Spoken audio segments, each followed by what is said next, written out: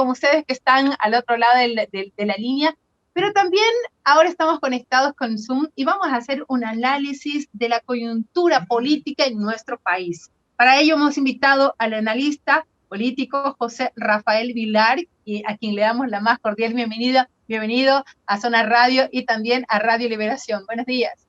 Muy buen día, estimada Katy. Un gusto estar conversando con vos y con la audiencia de Radio Liberación. Ahora sí, estamos conectados por Zoom y también lo estamos transmitiendo en vivo por las redes sociales, pero esta situación que se ha ido, parece tomando forma, ¿verdad, doctor? Está tomando forma según basado en las encuestas, aunque las declaraciones de Luis Fernando Camacho dicen que él no cree en las encuestas, que las encuestas son infladas, pero para hacer un análisis hay que tomar un termómetro y una base, y esa base es las encuestas. Bueno, la encuesta de por sí es una fotografía de un momento dado. Considerar las encuestas perversas, falsas, también es una forma de hacer campaña. Así es. Hay encuestas serias, hay encuestas que son avaladas por el Tribunal Supremo Electoral. No podemos caer en el caso de ayer del candidato Chi, que estaba totalmente en contra del Tribunal Supremo y no aceptó en el debate de anoche, el primer debate realmente, no aceptó declarar de que va a aceptar los resultados. Bueno, es una forma muy simple de reconocer que realmente no va a tener un espacio importante. Está en un cuarto muy lejano lugar. Las encuestas son empresas profesionales. Es muy claro cuando una encuesta tiene una determinada tendencia, se puede advertir perfectamente, y no en todos los casos sucede por intencionalidad, aunque algunas sí. En encuestas como la hemos visto, la de CELAC, por ejemplo, que son encuestas que desde hace mucho tiempo quieren favorecer, por la ideología de la institución, del CELAC, quieren favorecer a los movimientos del socialismo del siglo XXI y han dado siempre al MAS como amplio, largo y definitivo ganador, aunque haya perdido. Así es. A propósito, el Chi dijo que, bueno, lo citaron para unirse, pero fue engañado. Son declaraciones. Es un poco controversial el candidato Chi Hyun-shu. Bueno, desde el año pasado tenemos elecciones bastante sui generis.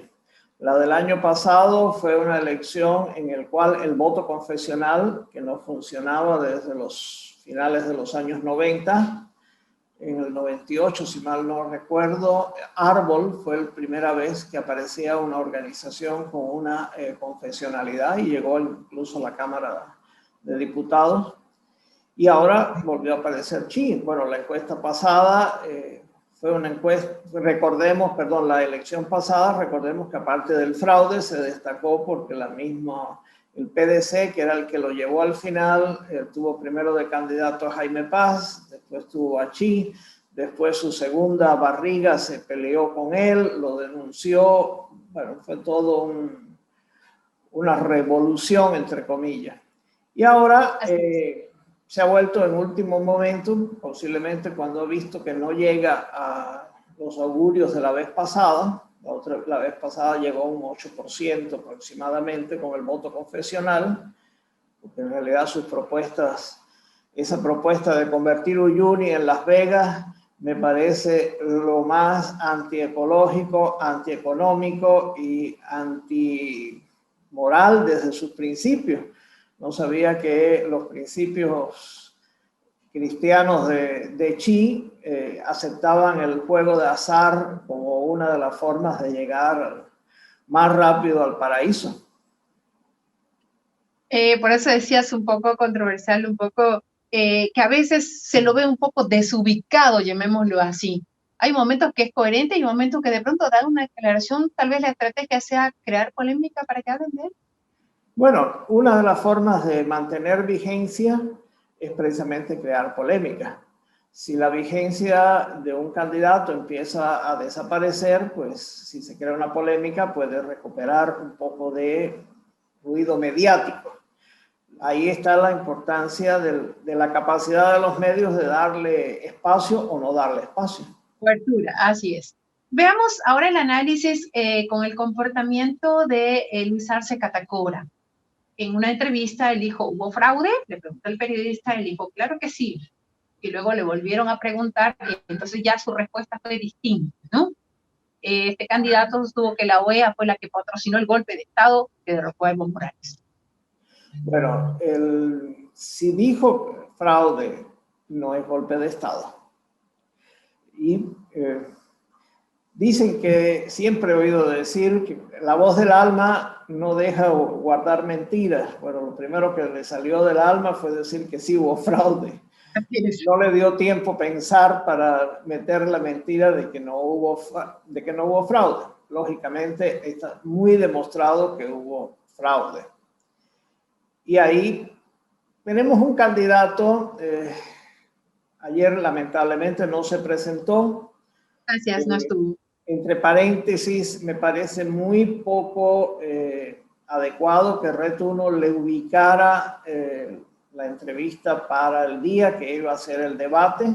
Me pareció o una gran desubicación de Red 1. Lamentablemente ya Montero no está, en paz descanse, que él siempre llevó el área de prensa y todas estas entrevistas, lo llevó muy bien organizado durante muchos años. Lamentablemente el coronavirus no los llevó. O una intencionalidad de boicotear el evento. De todas formas, sea una u otra, queda muy mal Red 1, no porque le haya sacado a Arce Catacora que dijera que hubo fraude, se va a redimir Red 1. Y además me imagino que no le dio ningún rating, porque los mismos masistas deben estar cansados de oírlo a él, porque al final él es como un sticker puesto, ya que no podía estar el verdadero candidato del MAS, que es Evo Morales. Porque además está un poco fragmentado internamente el MAS, ¿verdad? Al menos eso se ha podido percibir. Sí, dentro del MAS hay mucha corriente, incluso en el dúo de candidatos, cada vez Choquehuanca intenta distanciarse más del grupo de Duro. Y fue muy simpático, termino un momento de esta frase, este comentario sobre Arce, que el día sábado, que fue un foro, no fue un debate, aunque le llamaran debate, el sábado el candidato proponía rehacer lo que el ministro había hecho, es decir, lo que él mismo había hecho. Era un poco como decir, vaya, hice muchos errores, ahora sí los voy a corregir. Ahora los voy a enmendar, pero sobre lo mismo. Sí. Bueno, hablemos un poquito de la participación anoche de este debate presidencial con miras a elecciones 2020 del candidato Mesa. Bueno, Mesa asistió, habíamos oído de que no iba a asistir, ni él ni Camacho, porque no iba Arce. Lamentablemente Camacho se creyó, realmente ninguno de sus asesores le dijo que eso generalmente son tretas de los equipos de campaña, de asesores de los candidatos para darle más realce a su participación cuando se lo pidan con insistencia los organizadores del evento. Hubo un comunicado de la conferencia de la Confederación de Empresarios, de los distintos organizadores, pidiendo que los dos candidatos fueran. Bueno, apareció. Y apareció porque sabía que debía estar. Le interesaba mucho a él presentar su posición. Lamento mucho que Luis Fernando Camacho no lo haya estuvo y no estuviera. ¿Sería una estrategia engañosa que se usó? Es una técnica muy usual para darle relieve a un personaje. Yo no voy a ir porque por esta razón Entonces me piden que no deje de ir y yo hago voy porque yo tengo conciencia, lo que me dijeron, voy porque yo soy un hombre consciente. Es decir, le doy más énfasis a mi participación porque me han estado pidiendo insistentemente que vaya. No creo que sea una mentira ni una hipocresía, solamente es una treta de campaña para darle más importancia a su aparición. Recordemos que es el único que en la televisión se vio subiendo la escalera, acompañado por la azafata, por sus asesores, es decir, todo eso forma parte de la estrategia de imagen de campaña. Bien. Así es. Bueno, si bien es cierto, Luis Fernando Camacho pues ha tenido un repunte en estos últimos días en base a su campaña, ¿verdad? Se lo ha visto en diferentes lugares con una aceptación, al menos con el público, ¿no? Ha subido en la encuesta de CIES Moris un 2%. Está muy lejos del porciento que tenía, es decir, de haber migrado hacia él el porcentaje que tenía la señora Áñez. Recordemos que se mantienen en el mismo nivel los indecisos y el voto secreto. Y también es muy corto tiempo para saber exactamente cómo ha sido la migración. Dentro de los partidos y frentes que formaban parte de Juntos, ha habido solamente las declaraciones de unidad nacional de apoyar a Mesa. Es decir, el resto todavía no se ha manifestado. Creo que en el caso de la presidente declaró que iba a ser hoy. Esperemos también de Revilla. Es decir, esta encuesta todavía es muy cerca para saber cuál es la real migración.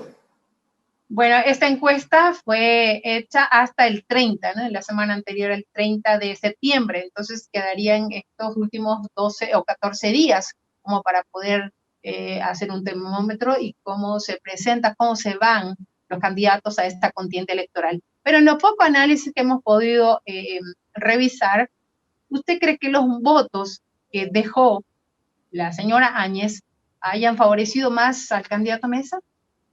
Posiblemente. Recordemos que en la anterior elección, el candidato Ortiz, hasta el que finalizaron las encuestas, recordemos que siempre hay unos días que no se pueden publicar encuestas, las últimas encuestas para este año terminan el 12, es la última fecha. Así es. 6 días antes de la elección, más o menos calculemos el mismo periodo para el año anterior.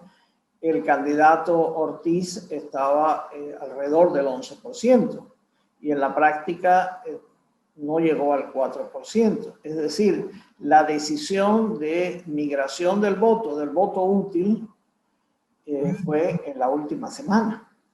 No olvidemos además que siendo un partido estructurado, demócratas, muchos militantes no votaron por Ortiz, votaron por Mesa. Entonces, yo le doy mucha Pero más... contrariamente subió el señor Chi, ¿verdad? Porque sacó un porcentaje más alto que Óscar Ortiz. Sí, pero Chi estaba alrededor del 5% en la encuesta última que salieron. Llegó a 8, a cerca de 8. Es decir, la migración del voto confesional fue pequeña hacia él, fue más decisiva hacia el candidato Mesa, de Mesa. Yo le doy no es que no le dé confiabilidad a las encuestas, como le digo, son fotografías, pero le doy más final de foto finish, le doy, para utilizar el inglés igual que de Mesa, le doy más a las encuestas que estén publicándose hacia alrededor del 12. Por ejemplo, tenemos hacia esos días la de Tu Voto Cuenta, Mori va a tener otra, alrededor de esa fecha. Es decir, si es Mori, me imagino que las de página 7 también saldrá por lo menos una encuesta, sino dos, una cerca de esa fecha, otra quizás anterior, y ahí nos podremos dar una idea, no final, pero por dónde van las intenciones de voto, porque al final esto lo que mide es la intención. Así es. Ya luego es el voto secreto, ¿no? Pero por lo menos hay un termómetro de que cómo va el panorama electoral. Bueno, a estas alturas, pues ya sabemos más o menos a un 60% cómo está el panorama electoral. Falta, como usted dice, los próximos 12 días que son decisivos. Y esto, pues, creo que cada candidato debe tomar una nueva estrategia de cómo va a conquistar ese nuevo voto que está oculto, ese voto que de repente, de una u otra manera, puede ser determinante en la próxima contienda electoral. Voy a volver a la elección pasada porque me parece un ejemplo muy bueno lo que pasó en esa elección. El candidato de Mesa en la última semana hizo el esfuerzo que no había hecho en toda la campaña. Apareció en todos los lugares, visitó todo el país, hicieron concentraciones masivas. Ese sprint final, ese impulso final fue el que le permitió llegar a discutir si no se lo hubieran robado con el fraude. Pero permítame decirle que esa situación es distinta o era distinta a la que es hoy. Le estoy hablando del impulso final. Bien. Los candidatos, al igual que de Mesa, el año pasado, el mismo de Mesa ahora, el candidato Camacho, los demás no tienen muchas opciones, tienen que hacer el esfuerzo principal en estos últimos días, mientras se lo permita la ley electoral. Es decir, no porque sea una elección similar a la del año pasado por las condiciones, sino porque realmente el efecto de ese impulso final fue decisivo el año pasado y lógicamente es decisivo ahora para terminar de desequilibrar los espacios electorales, las distancias y lograr tener nuevos resultados con intenciones mucho más favorables para uno o para otro. Así es, correcto. Muchísimas gracias de verdad por habernos permitido mostrar el panorama con su aporte. Es importante porque también la población necesita saber para orientarse. Al final, repetimos, el voto es secreto.